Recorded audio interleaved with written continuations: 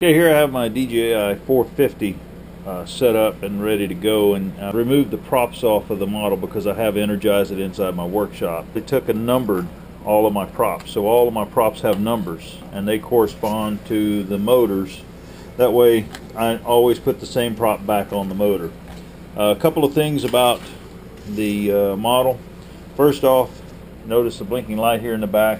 That's the BEC, and it's actually a helpful tool, and it can tell you a couple of things. Number one, if you've energized it and you do not see the blinking light, there's a good chance that you were in manual mode, not auto level mode. So if I throw it back up in auto level mode, you'll see that the light blinks.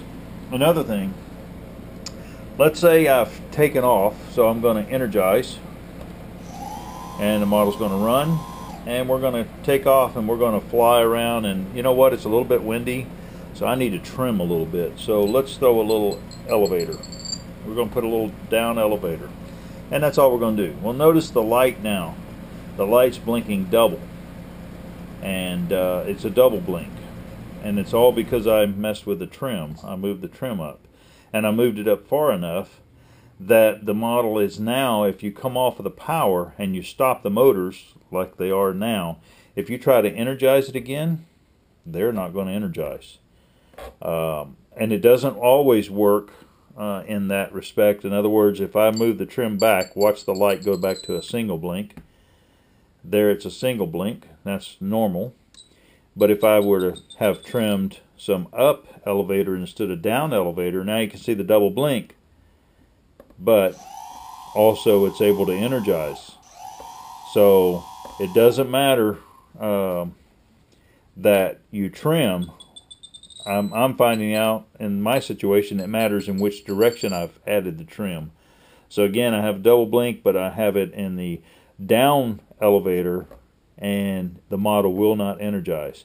So you really have to be careful if you're going to mess with the trims during flight, because if you happen to get off the power long enough for it to come to the motors to come to a stop, let's say you want to descend really quick and you pull power all the way down, if it goes into this situation here where the trim is up enough and it will not energize, it's going to impact the ground because you're not going to have power come back on.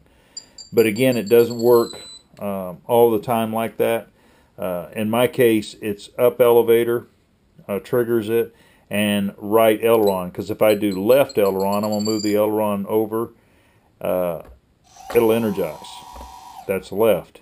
But if I move it right aileron, which is right there, it's not energizing. So watch your trims. Another thing about the light, you can see there it's blinking, and again, if I throw the auto level switch into manual mode, I don't get a blink. So the light can tell you a couple of things. Another thing, a simple camera mount, just a yardstick on a piece of Velcro that's mounted underneath the battery, and of course the battery is mounted to the Velcro, and you can see my camera just hung on. I would use a GoPro. I just stuck this other camera under there so you could see how it was mounted. Something really simple, but it works really well. The other thing is it's easy to remove. So if I remove the rubber bands, I can remove the camera. If I remove the battery,